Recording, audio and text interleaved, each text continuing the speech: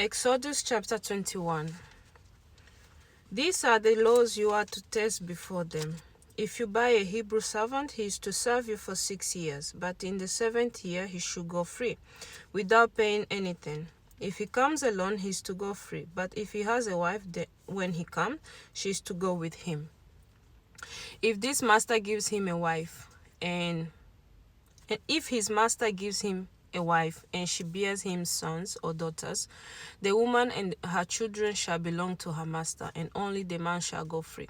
But if the servant declares, I love my master, and my wife and children do not want to go free, then his master must take him before the judge. He shall take him to the door of the door, pause and pierce his ear with an awl. Then he will be his servant for life. If a man sells his daughter as a servant, she is not to go free as male servants do. If she does not please the master who has selected her for himself, he must let her be redeemed. He has no right to sell her to foreigners, because he has broken faith with her. If he selects her for his son, he must grant her the rights of a daughter. If he marries another woman, he must not deprive the first one of her food, clothing, and marital rights. If he does not provide her with these 3 things, she is to go free without any payment of money.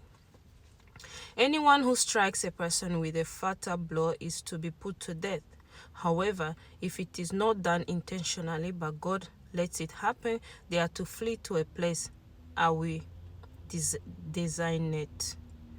But if anyone shames and kills someone deliberately, that person is to be taken from altar and put to death. Anyone who attacks their father or mother is to be put to death. Anyone who kidnaps someone is to be put to death, whether the victim has been sold or is still in the kidnapper's possessions. Anyone who curses their father or mother is to be put to death.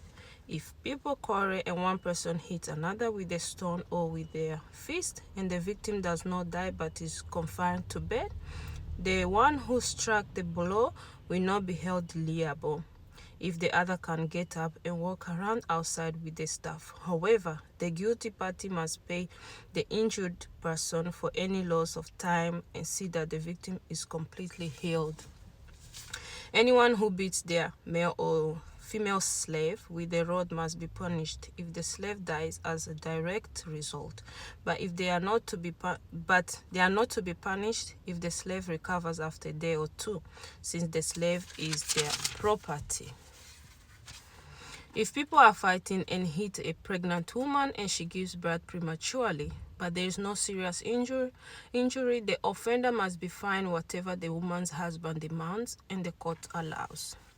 If there is serious injury, you are to take life for life, eye for eye, tooth for tooth, hand for hand, foot for foot, burn for burn, wound for wound, bruise for bruise.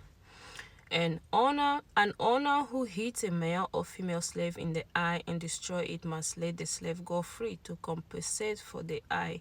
And an owner who knocks out the tooth of a male or female slave must let the slave go for free to compensate for the tooth. If a bull gores a man or woman to death, the bull is to be stoned to death, and its meat must not be eaten, but the owner of the bull will not be held responsible. If, however, the bull has had the habit of goring and the owner has been warned but has not kept it penned up and it kills a man or a woman, the bull is to be stoned and its owner also is to be put to death. However, if payment is demanded, the owner may redeem his life by the payment of whatever is demanded. This law also applies if the bull gores a son or a daughter.